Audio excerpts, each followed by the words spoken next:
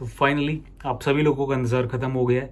SSC ने अपनी website पे नया कैलेंडर अपलोड कर दिया है, जिस कैलेंडर के अकॉर्डिंग आपके एमटीएस 2024 की नोटिफिकेशन 27 जून को आ जाएगी एसएससी की वेबसाइट पे। और जो आपका एग्ज़ाम है वो अक्टूबर और नवंबर के महीने 2024 में कंडक्ट किया जाएगा।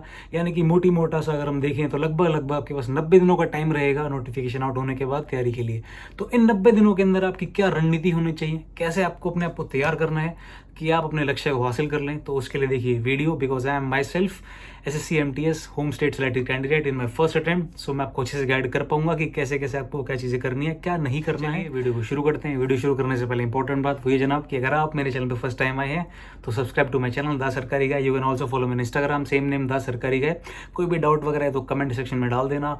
कुछ पर्सनल चीज़ पूछनी तो इंस्टाग्राम जाके डीएम कर लेना। चलो स्टार्ट करते हैं। तो स्ट्रैटेजी के बारे में बात करने से पहले मैं आपको ज़रा सा ब्रीफ देना चाहूँगा कि आखिरकार एमटीएस क्या है, इसको कौन सी बॉडी कंडक्ट कराती है और आपकी सैलरी क्या रहेगी। तो एसएससी यानी कि स्टाफ सिलेक्शन कमीशन ये आपके साल में 3 तरह के एग्जाम कंडक्ट कराती है। सबसे पहला आपका सीजीएल यानी कि कंबाइंड ग्रेजुएट लेवल, यानी कि इसके अंदर आपकी मिनिमम एजुकेशन क्वालिफिकेशन ग्रेजुएशन होनी चाहिए ये फॉर्म फिल करने के लिए। फिर आता है आपका सीएचएसएल यानी कि कंबाइंड हायर सेकेंडरी लेवल, इसमें आपकी मिनिमम एजुकेशन क्वालिफिकेशन 12th होनी चाहिए ये वाले फॉर्म्स फिल करने के लिए। एंड लास्ट आता है आपका एमटीएस यानी आपका मल्टीटास्किंग स्टाफ। इसके अंदर आपकी मिनिमम एजुकेशन क्वालिफिकेशन 10th होनी चाहिए, यानी कि आपको मैट्रिक पास मिनिमम होना ही चाहिए और 18 साल से आपकी उम्र ऊपर होनी चाहिए ये फॉर्म फिल करने के लिए। अब एमटीएस कार्य क्या क्या करता है, इसका नाम के अंदर इसका मतलब छुपा हुआ है एमटीएस यानी कि मल्टीटास्किंग स्टाफ। इसके कार्य फिक्स नहीं होते और साथ ही साथ इसके अंदर हवलदार की पोस्ट भी ऐड ऑन कर दी गई है। तो हवलदार का काम भी बस यही रहता है कि जो उसके हायर ऑफिशियल्स होते हैं उनके साथ बैठ कर उनको असिस्ट करना। सेम काम एक एमटीएस का होता है, जो हायर ऑफिशियल्स ऑफिस में अवेलेबल है उनको असिस्ट करना। उसके लिए आपको ओपनिंग क्लोजिंग की ड्यूटी भी दी जा सकती है, आपको डायरी और डाक का डिस्पैच का काम भी दिया जा सकता है, आपको फाइल यहाँ से वहाँ काम करने के लिए भी दिया जा सकता है, फोटोकॉपी का काम भी दिया जा सकता है। इसके अलावा आपको छोटे मोटे और भी काम दिए जा सकते हैं और वो आपकी बेसिकली आपके कैलिबर पे और आपके एजुकेशनल क्वालिफिकेशन पे डिपेंड करेगा और आपके मंत्रालय पे डिपेंड करेगा, आपके डिपार्टमेंट पे डिपेंड करेगा कि आपको वहाँ पे किस तरह का काम दिया जा रहा है आपके हायर अधिकारी द्वारा। अब बात करते हैं सैलरी की और पोस्टिंग की। सैलरी की बात करूँ तो ये जो एमटीएस है लेवल 1 की जॉब है सेंट्रल गवर्नमेंट के अंदर, ये ग्रुप सी के अंडर में आती है। इसका बेसिक पे 18,000 रुपये होता है और ग्रेड पे 1800। और अगर इसे कोई एमटीएस आज की डेट में ज्वाइन करेगा तो उसकी इन हैंड सैलरी 31,000 से लेकर 32,000 के बीच में रहेगी लगभग, और ग्रॉस ऐसे 4-5 हज़ार और अधिक रहेगी। बट अगर हम एमटीएस 2024 की बात करें तो इसका पेपर अक्टूबर नवंबर में होगा, यानी कि ज्वाइनिंग 2025 तक जाकर रहेगी। जब तक आपका जो डीए है वो और भी अधिक बढ़ जाएगा। अभी भी एचआर है आपका 27 से 30 हो गया, यानी कि आने वाले समय में अगर कोई भी एमटीएस ज्वाइन करता है तो उसकी सैलरी 32,000 से भी ज़्यादा हो सकती है। अब बात करते हैं हम लोग पोस्टिंग की। पोस्टिंग जो है आपकी डिपेंड करेगा आपके मार्क्स कितने आए हैं और मिनिस्ट्री के अंदर उसके ऑफिसेस कहाँ कहाँ पर हैं। इसके फॉर्म फिलअप के अंदर आपसे मिनिस्ट्रीज़ की चॉइस नहीं मांगी जाती है, आपसे स्टेट की चॉइस मांगी जाती है। मिनिस्ट्रीज़ आपको राउंड रॉबिन थ्योरम पे रैंडमली एलोकेट करी जाती है, यानी कि जो भी आपका लक रहेगा उस पे बेस पे आपको मिनिस्ट्री मिलेगी, बट आपकी मेहनत से आपको आपका स्टेट मिल जाएगा। यानी कि अगर आपके मार्क्स बढ़िया हैं तो आपको अपना होम स्टेट मिल जाएगा। मुझे भी मेरा होम स्टेट फर्स्ट अटैम्प्ट में ही मिल गया था, तो मैं ये चाहूँगा कि आप भी अपना होम स्टेट फर्स्ट अटैम्प्ट में ही ले लें। इससे आपके एक स्टैंड मिल जाता है और आपको बेसिकली और अधिक हेल्प हो जाती है, क्योंकि 32,000 salary I will say it is a handsome salary for a single person who is still preparing for higher exams. और रही बात आपके प्रमोशंस की, कितने साल में आपका प्रमोशन होता है और किस डिपार्टमेंट में क्या रहता है, तो ये सारी की सारी बातें फिक्स्ड नहीं हैं। जी हाँ, बिल्कुल सही, ये सारी बात आपके डिपार्टमेंट पे डिपेंड करेगी। तो इसके लिए मैं प्रमोशन के अलग अलग डिफरेंट डिपार्टमेंट का अलग से वीडियो बना दूंगा। तो फिलहाल के लिए बस ये कहूँगा कि वो डिपार्टमेंट्स पे ही डिपेंड करेगा आपका प्रमोशन कितने कितने साल में रहेगा। ट्रांसफ़र्स की भी बात करूँ तो वो भी डिपेंड करेगा आपकी कौन सी मिनिस्ट्री है। कुछ मिनिस्ट्रीज ऐसी हैं जिनके ऑफिस फिक्स हैं, खाली उन्हीं राज्य के अंदर हैं, कुछ मिनिस्ट्रीज में ट्रांसफ़र होता ही नहीं है। तो ये सारी बात भी आपके मिनिस्ट्री पर डिपेंड करेगी कि ट्रांसफ़र होगा या नहीं। अब ये हमने एमटीएस पोस्ट के बारे में ऊपर से ब्रीफिंग तो ले ली है, अब हम बात करेंगे एमटीएस एग्ज़ाम के बारे में।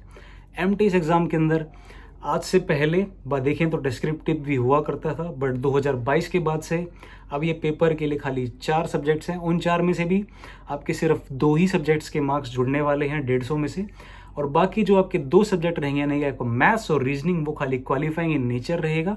जो बचा हुआ आपका इंग्लिश और जीके है, खाली आपका जो मेरिट है वो इन्हीं दोनों सब्जेक्ट के बेस पे बनने वाली है। तो अब इन 4 सब्जेक्ट्स को हमें कैसे टैकल करना है, क्या इनके मार्क्स का वेटेज मैथ्स और रीजनिंग का जो सेशन है वो पहले कंडक्ट किया जाएगा। ये सेशन आपका लगभग 45 मिनट का रहेगा। इसके अंदर कोई भी नेगेटिव मार्किंग नहीं होगी। जी हाँ, बिल्कुल सही, कोई भी नेगेटिव मार्किंग नहीं होगी। ये सिर्फ क्वालिफाइंग इन नेचर रहेगा। मिनिमम आपको 30% लाने पड़ेंगे। बाकी आपके कास्ट क्राइटेरिया पर डिपेंड करता है कि मिनिमम कितना क्राइटेरिया रखा गया। यूआर के लिए 30%, ओबीसी के लिए 25 and other SC and ST के लिए 20% का क्राइटेरिया मिनिमम रखा गया है। क्वेश्चंस आपके रहेंगे इसमें 20 रीजनिंग के और 20 ही आपके मैथमेटिक्स के क्वेश्चन रहेंगे। अब बात करते हैं सेशन 2 की, जिस पे बेस पे आपका सिलेक्शन होने वाला है। इस सेशन के अंदर आपके इंग्लिश और जीके दोनों रहेंगी। दोनों ही सेक्शंस के अंदर आपके 25-25 क्वेश्चन रहेंगे।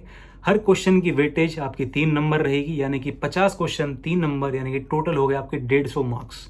इसके अंदर आपकी नेगेटिव मार्किंग रहेगी वो 1/3 की रहेगी, जो सेम यूपीएससी के अंदर होती है 1/3 की नेगेटिव मार्किंग। मान लेते हैं कि आपने सेशन 1 क्वालिफाइंग इन नेचर था वो क्लियर कर दिया, सेशन 2 की कट ऑफ में भी आप आ गए, तो इसके बाद आगे क्या? अगर आपने हवलदार को भी अपनी प्रेफरेंस लिस्ट में भरा है तो आपको उसके लिए उसका पीईटी देना पड़ेगा, यानी कि फिजिकल एंड्योरेंस टेस्ट। आपको उसमें वॉकिंग करके दिखानी पड़ेगी 1600 मीटर का 15 मिनट के अंदर अंदर, जो कि मेल के लिए रहेगा, और फीमेल के लिए 1 किलोमीटर 20 मिनट के अंदर। हाइट की अगर हम बात करें तो मेल के लिए 157.5 मिनिमम एंड फीमेल के लिए 152 सेंटीमीटर। वहीं अगर हम चेस्ट की बात करें तो उसमें मिनिमम एक्सपेंशन आपका 5 सेंटीमीटर का मांगा गया। देखिए, अब हमने एग्जाम के बारे में तो अच्छे से बात कर ली है। अब बात करते हैं इसको एग्जाम को टैकल कैसे करना है, इसके जो सिलेबस है उसको कैसे हमें उधेड़ना है इन 90 दिनों के अंदर। सबसे पहले हम बात करेंगे सेशन 1 की, जो कि आपका क्वालिफाइंग इन नेचर रहने वाला है, जिसमें आपका मैथ्स और आपका रीजनिंग आ जाता है। देखो, आप पर्सनली फील कि मैथ्स और रीजनिंग जो कि क्वालिफाइंग इन नेचर है वो एटलीस्ट सबका क्वालिफाई तो होना ही चाहिए, क्योंकि 90 दिनों का समय आपको दिया गया है, 90 से भी ज़्यादा है। अक्टूबर नवंबर में जाके पेपर होने वाला है, अभी जून ही चल रहा है। तो अगर आप गौर से देखो, ये जो टॉपिक्स हैं आपकी स्क्रीन पे मैथ्स के और रीजनिंग के, इनको 90 दिनों के अंदर कवर करना I don't think is very very tough. आप ढंग से स्ट्रेटेजाइज करके अगर इन टॉपिक्स को करेंगे तो बड़ी आसानी से आप कवर अप कर सकते हैं। इसके अंदर टॉपिक अगर हम देखें तो एलसीएम और एचसीएफ दे रखा है, decimal and fractions, BODMAS, percentage, ratio, proportion, work and time, direct and inverse proportion, average, simple interest, lines and angles, graph, square and square roots. ये आपकी मैथ्स की बात होगी।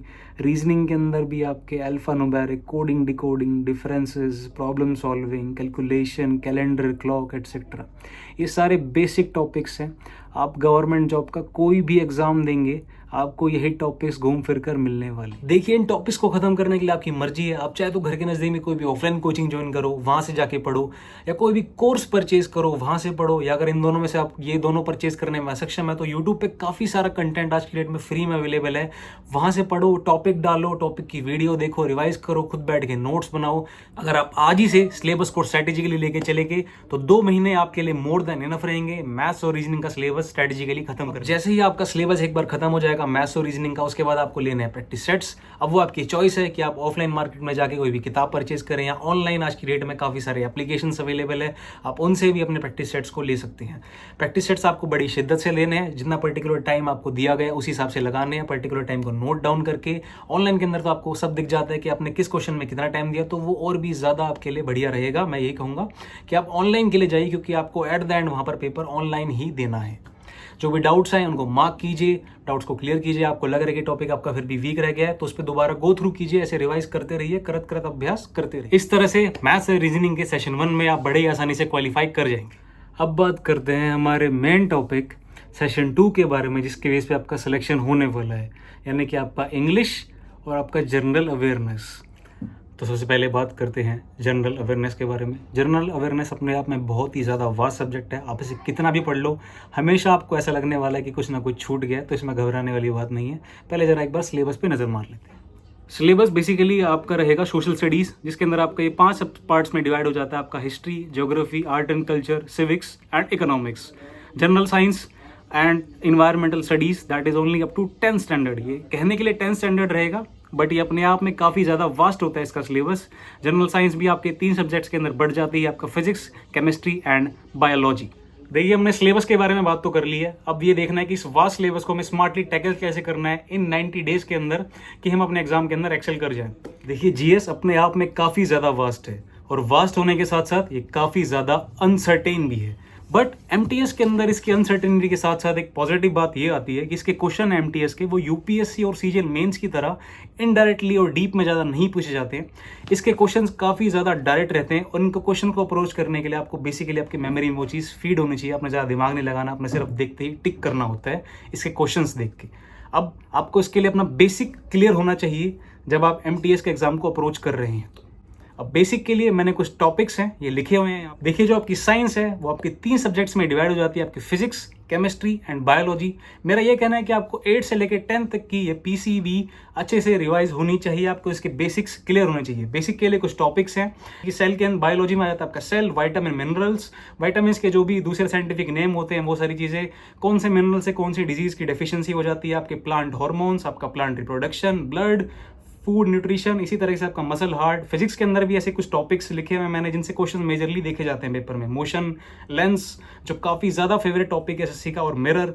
इसी के साथ साथ आपका ग्रेविटी से भी क्वेश्चन आ जाते हैं कभी कभी कि मून पे जो वेट मास वाला क्वेश्चन रहता है। एंड आपका हीट, करंट और मैग्नेट से क्वेश्चन कम आते हैं, बट आपको थोड़ा थोड़ा इसका बेसिक क्लियर होना चाहिए।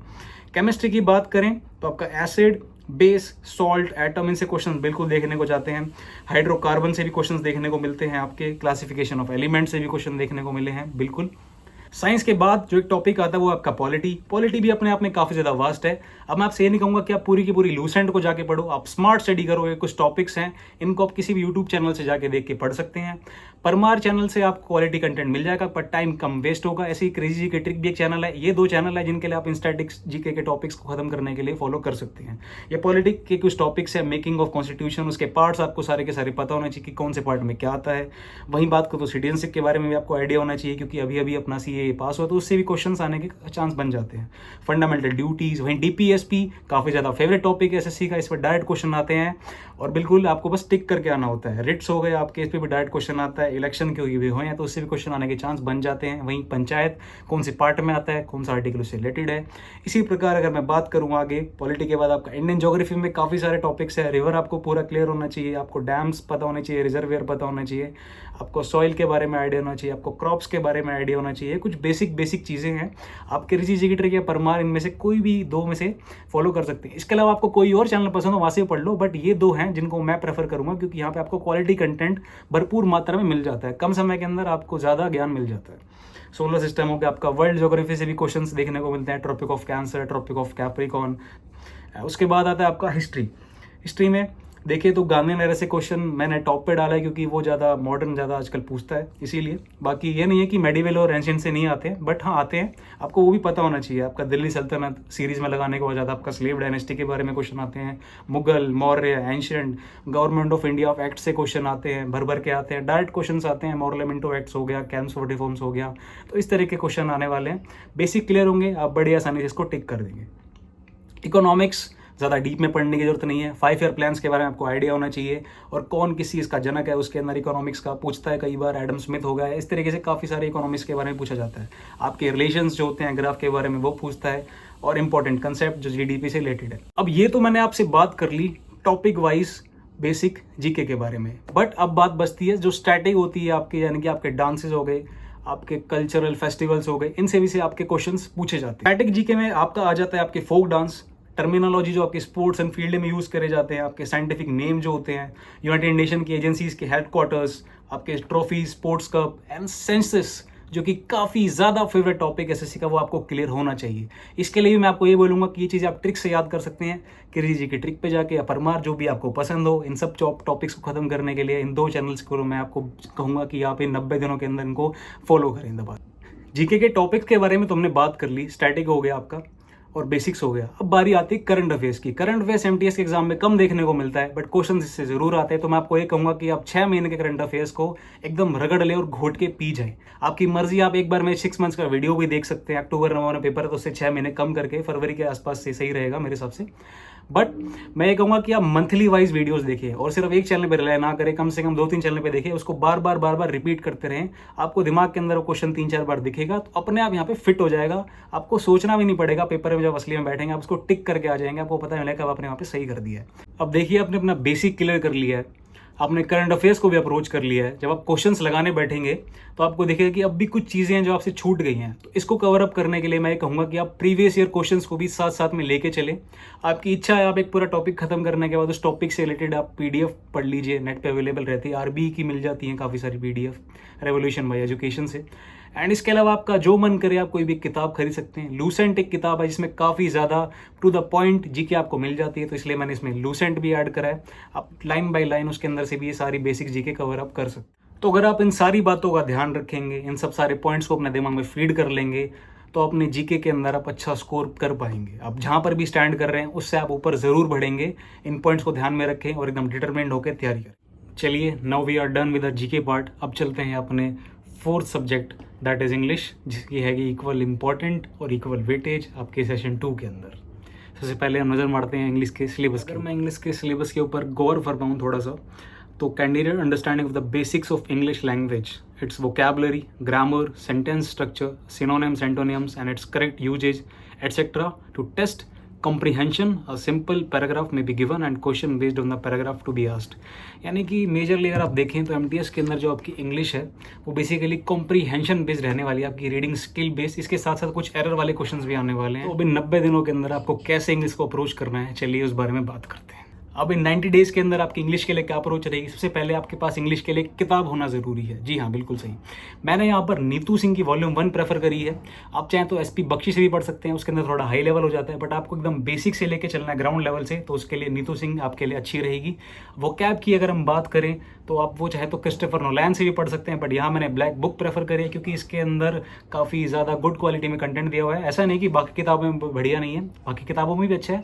आपके ऊपर डिपेंड करता है कि आपको समझ में कहाँ से आ रहा है। आप 4 किताबें ना लें, एक किताब लें और उसको कम से कम 10 बार करें। मैं यही कहूँगा, एक ही किताब को बहुत बार करो, बार बार करो, क्वेश्चंस वहीं से ही उठकर आने वाले हैं। ठीक है, अपना मेंटर एक बार चूज़ कर लो, फिर उसको छोड़ो मत।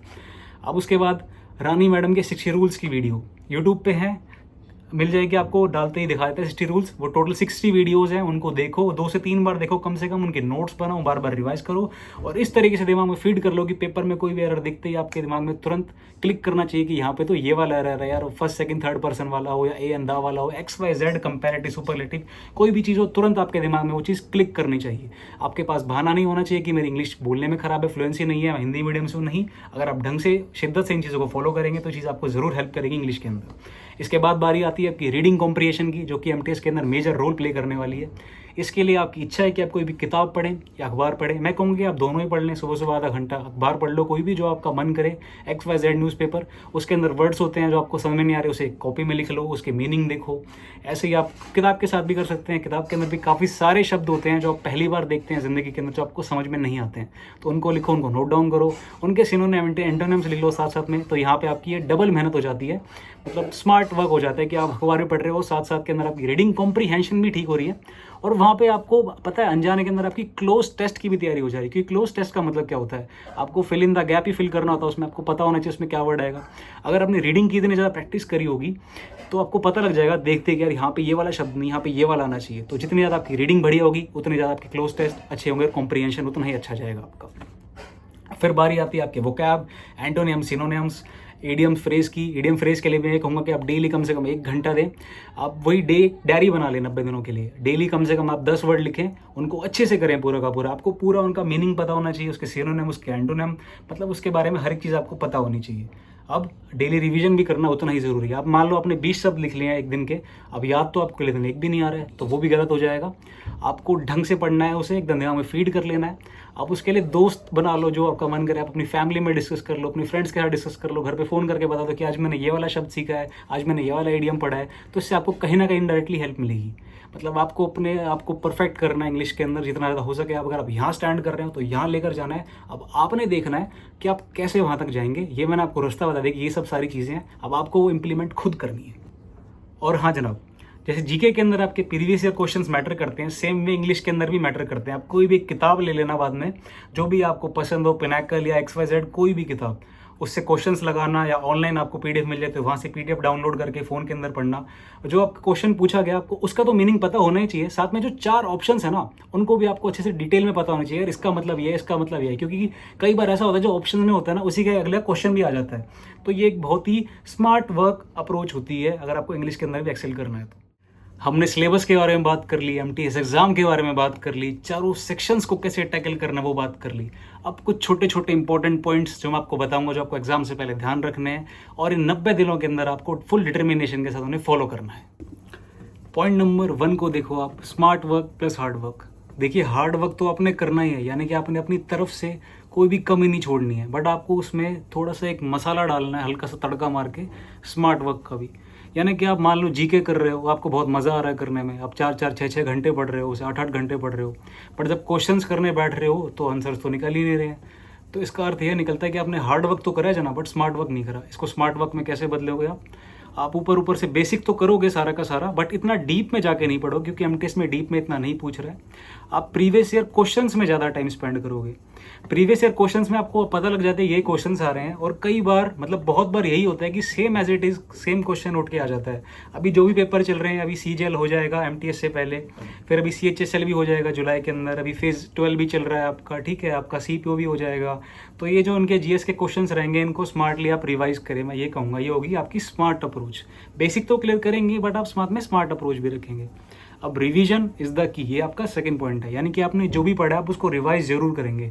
आपने मैथ्स के फॉर्मूले पढ़े, आपने कोई भी रीजनिंग के अंदर चीज़ सीखी, मिरर के अंदर, क्लॉक के अंदर, उस चीज़ को रिवाइज आप करेंगे, कैलेंडर को आप रिवाइज करेंगे, वो चीज़ आपके दिमाग में फीड रहेगी, और इस तरीके से रहनी चाहिए कि देखते आप एकदम क्लिक कर जाए। आपने 5 दिन पढ़ाई करी, 6 दिन पढ़ाई करी, संडे का दिन आप थोड़ा सा अपने लिए रखिए, सुबह का टाइम आप कुछ भी काम करिए जो आपको पसंद हो, बट साथ ही साथ शाम होते होते आप पूरे सिलेबस को एक बार रिवाइज जरूर करें। जो भी आपने उन 5-6 दिनों के अंदर पढ़ा है उसको पूरा रिवाइज करें, आपके दिमाग में पूरा फीड होना चाहिए। डेली रिवीजन भी बढ़िया है, और साथ में वीकेंड का रिवीजन भी बहुत ज़्यादा इंपॉर्टेंट है। आपने वो कैप पढ़ी 10-15 एक दिन की, तो शाम को उसे रिवाइज कर लिया, फिर अगले दिन सुबह कर लिया, एंड वीकेंड आते आते आपके पास जो 5 दिन की वो कैप इकट्ठी हुई, या जीके के क्वेश्चन थे जो आपने नोट डाउन करे, या मैथ्स के फॉर्मूलाज थे तो उनको भी आपने उसमें लिख लिया। इसके बाद आते हैं आपके थर्ड पॉइंट, ये आपका सोर्स को आपको लिमिटेड रखना है, यानी कि आपके सोर्सेज बहुत ज़्यादा नहीं होने चाहिए, ना तो कोई किताब बहुत आपके पास ज़्यादा होनी चाहिए। लिमिटेड चीज़ें रखो और उसके ऊपर स्मार्टली एक्ट करो। आपका रीज़न, फोर्थ पॉइंट, आपका फ्यूल, यानी कि आपकी वजह क्या है पेपर करने की। आपको घर में कोई दिक्कत है, डोमेस्टिक, आप खुद के लिए करना चाह रहे हो, इससे मेडिकल फैसिलिटी भी मिलती है, सीजीएचएस मिलती है, आपको लीव्स मिल जाती हैं, आपकी सैलरी इसमें ठीक ठाक होती है, आप आगे प्रिपेयर कर सकते हो। आपका मोटिवेशन का रीज़न क्या है, आपके दिमाग में क्लियर होना चाहिए। ये आपको आपके हार्ड टाइम में हेल्प करेगा, क्योंकि कई बार ऐसा भी होगा कि आप पढ़ रहे हो और आपके मार्क्स भी नहीं आ रहे हैं, तो उस टाइम पर आपको उठ के खड़े होने में ये चीज़ बहुत ज़्यादा हेल्प करती है, क्योंकि उस टाइम पर मैं नहीं आऊँगा, ना कोई और आएगा, खुद ही तुम अपने आप को उठाओगे, और ये वजह उस टाइम पर तुम्हारे काम आने वाली है। अब बात ये आती है मॉक की। अब सिलेबस खत्म होने के बाद मॉक्स भी उतना ही ज़्यादा रोल प्ले करने वाले हैं। मॉक्स को अगर आप पूरा टाइम दे रहे हो, पूरा कंप्लीट करने के लिए 90 मिनट के अंदर 45, उसके बाद आपको उतना ही टाइम उसको एनालाइज करने में भी लगाना है। रीजनिंग और मैथ्स में थोड़ा कम लगाएंगे, इंग्लिश और जीके में ज़्यादा लगाएंगे। पूरे वर्ड को जो मैंने बताया, हर एक क्वेश्चन को गौर से देखेंगे, एंटोनिम सिनोनिम को, मैंने क्या गलती करी है और इसको मैं अगली बार से कैसे सुधार सकता हूँ। मॉक का analysis and previous year questions जो मैंने आपको पहले ही बताया, ये काफ़ी ज़्यादा मात्रा में आपको करने हैं। रीजनिंग मैथ्स आपके अंदर प्रीवियस ईयर दबा के करो, इंग्लिश के अंदर ये आपको same question as it is वहाँ मिल जाएंगे। पॉजिटिव अप्रोच बहुत ही ज़्यादा मायने रखती है। आपने घबराना नहीं है, ज़्यादा वैकेंसी का हिसाब नहीं लगाना है, आपने अपने साथ ऑनेस्ट रहना है कि हाँ ये मेरे 90 डेज हैं, इनको मैंने फुल्ली कंज्यूम करा है, and I was very honest with my self. ठीक है, ये आपको एक अच्छी फीलिंग देगा, इससे आप पॉजिटिव फील करेंगे। वीकेंड का रिविजन जो कि मैंने आपको बताया है बहुत ज़्यादा इंपॉर्टेंट रोल प्ले करता है। अब देखो हमने सारी की सारी बातचीत कर ली है, अब एक बात और दिमाग में फीड कर लो अपने। डिटर्मिनेशन और पॉजिटिव अप्रोच बहुत ज़्यादा मायने रखने वाली है किसी भी पेपर को क्लियर करने के लिए। मैं सिर्फ एमटीएस की बात ही नहीं कर रहा हूँ, कोई भी एग्जाम अगर आप दोगे लाइफ में, कुछ भी करोगे तो गिव अप नहीं करना है, उस पर लगे रहना है, चाहे कोई भी दिक्कत है। अभी I don't have mic right now, तो भाई बिना पंखे के बैठा हूँ, पूरी शर्ट भी ऐसे गीली हो गई है, क्योंकि मैं डिटर्मिन्ड हूँ, क्योंकि मुझे काम करना है, वीडियो बनानी है, क्योंकि many students were asking for a strategy, तो इसके अंदर काफ़ी ज़्यादा मेहनत लगी है। तो वीडियो पसंद आए तो वीडियो को लाइक कर देना, चैनल को सब्सक्राइब कर देना। मेरा सेम नेम है इंस्टाग्राम पे, दास सरकारी के नाम से, वहाँ जाके फॉलो भी कर लेना। कोई भी डाउट है तो कमेंट में छोड़ देना, पर्सनली कुछ जानना हो तो डीएम कर देना इंस्टाग्राम पे।